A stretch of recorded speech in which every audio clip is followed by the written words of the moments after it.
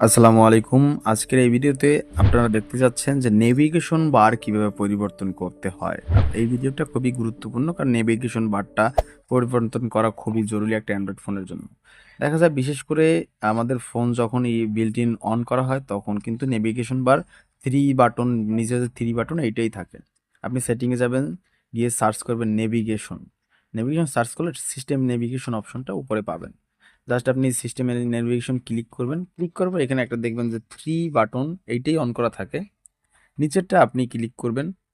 নিচেরটা ক্লিক করলে কি হবে? আপনার যখন ডান সাইড, বাম সাইডে শুধু ব্যাক অপশন এবং এই অপশনটা অনেকেই ব্যবহার করে।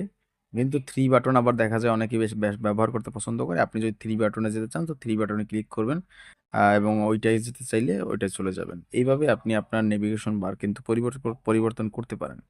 ধন্যবাদ। ভিডিওটা যদি ভালো লাগে অবশ্যই চ্যানেলটা একটা সাবস্ক্রাইব করবেন।